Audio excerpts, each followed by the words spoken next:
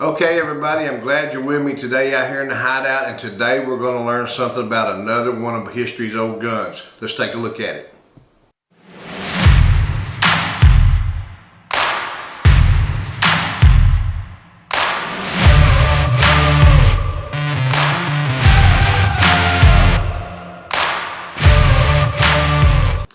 Alright gang, I'm glad you're with me today, but before we get started, let me say thank you for subscribing. If you have not, please do, and remember to click the little ringy-dingy out there so you get a notification. See us on Rumble and check us out at sgt1911.com.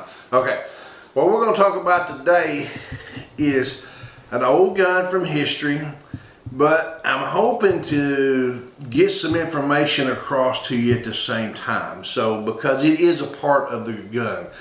Back when World War II started, the United States did not get involved right away officially. What we did was we did things like, we're sneaky little shits.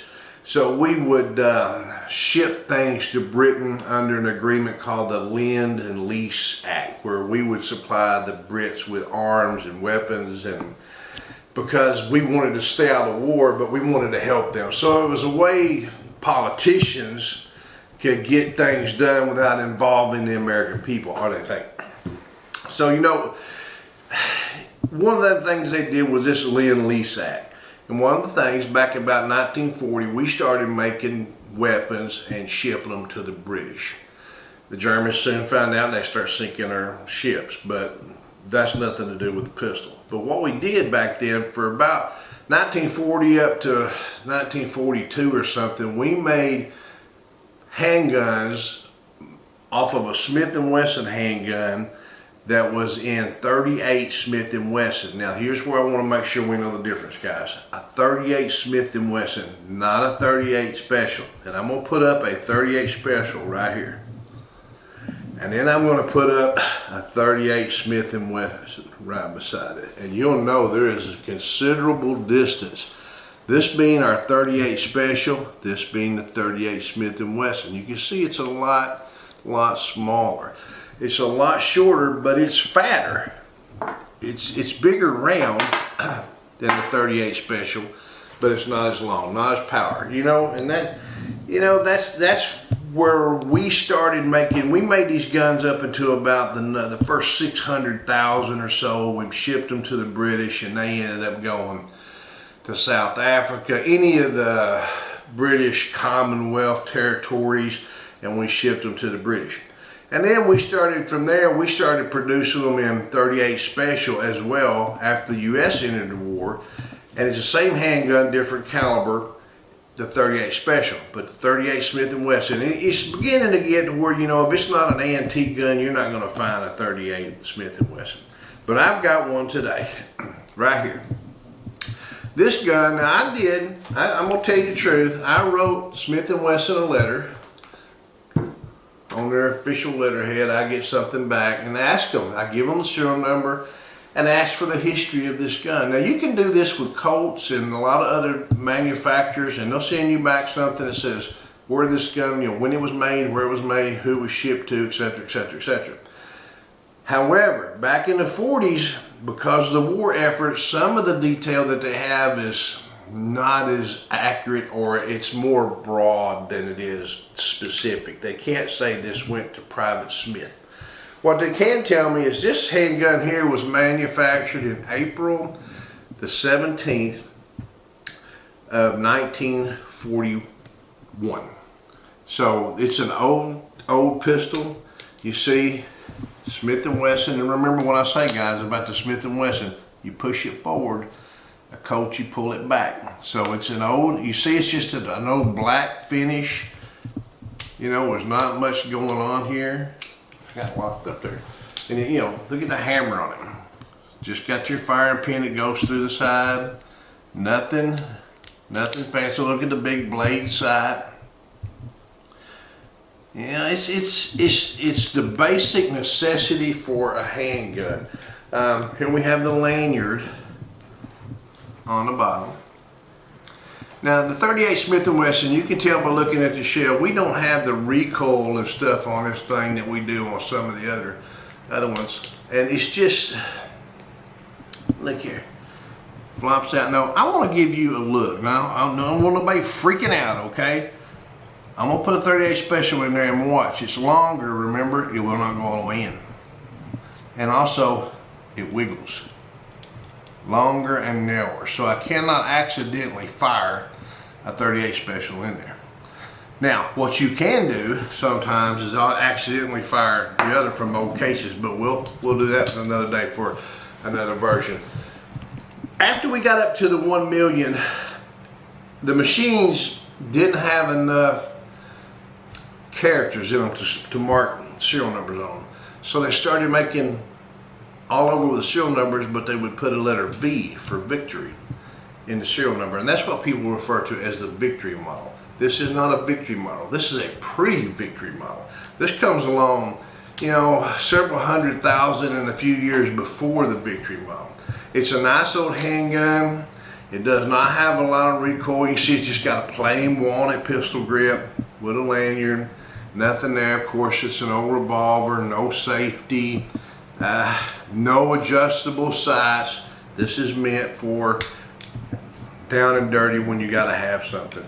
You know, I thought it would just be a nice example of a no handgun to bring out today.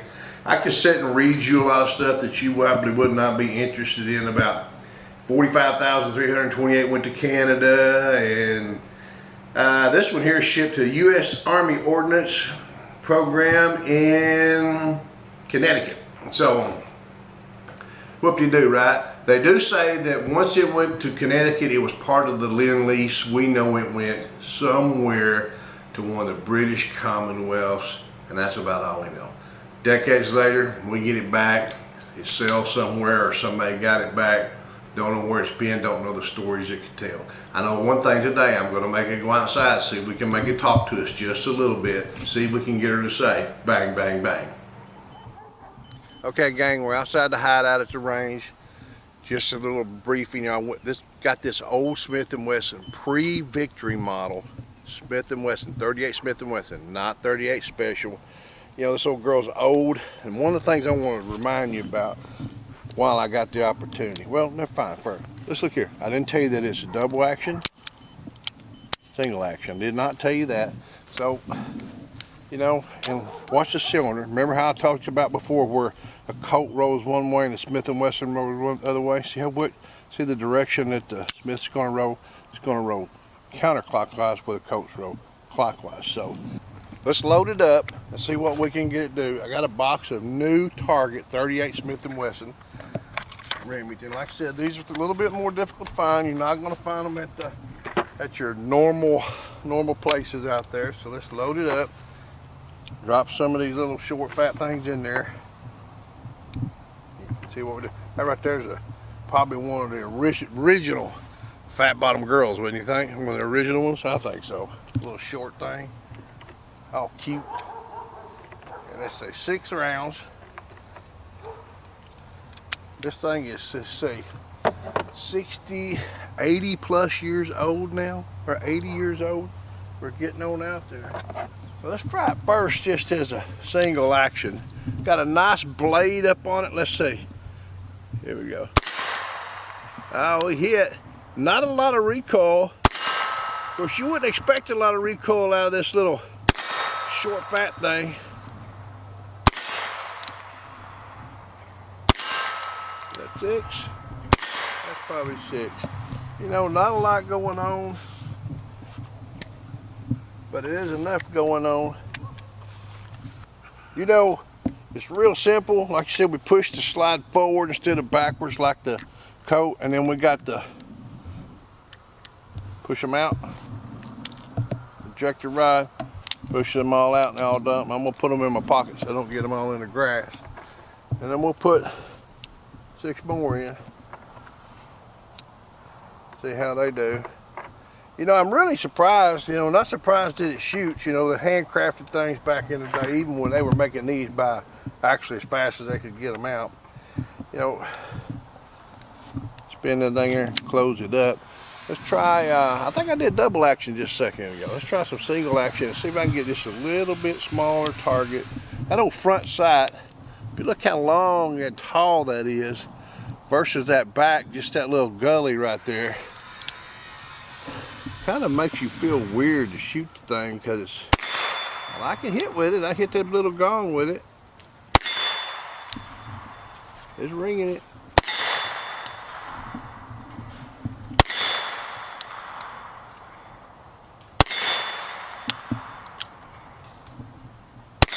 There we go.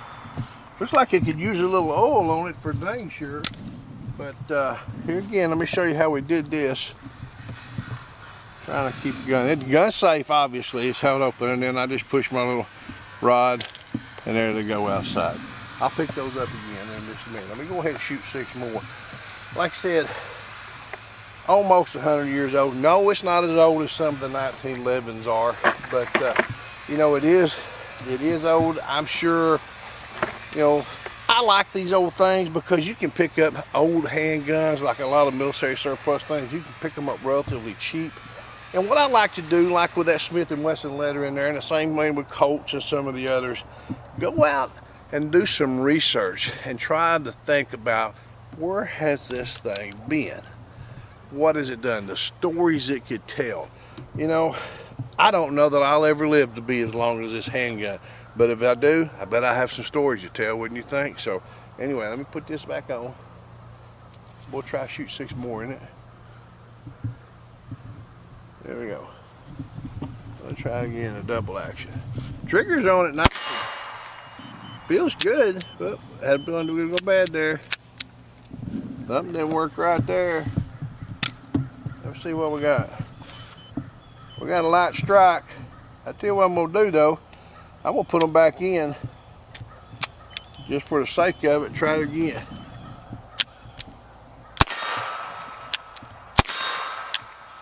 Probably just a light strike on them. Let me see if I can see. Yeah, you can see we did get a strike on that one. We did get a strike on that one. We did get a strike on that one. We got a couple in here that we didn't go off.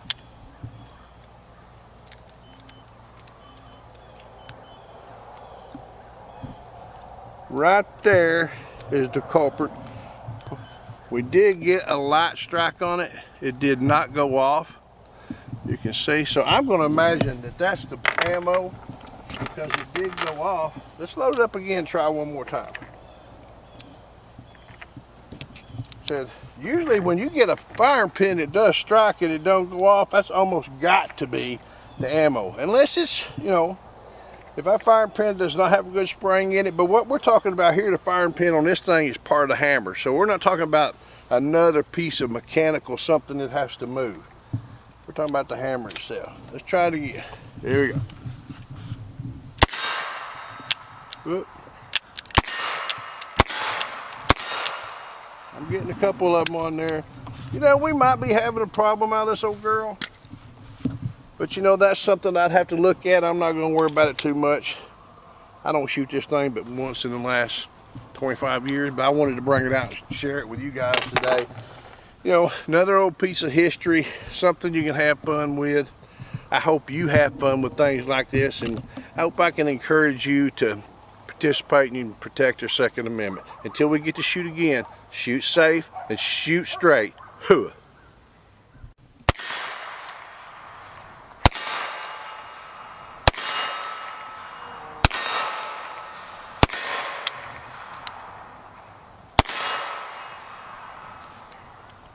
Pretty nice, pretty nice. Let's go ahead and do some more. Might as well shoot. If I'm gonna have to pick up cases, I might as well have to pick up a few more. Here we go. Boy, it smells good. Burnt powder smells good. No recoil. Nice old handgun.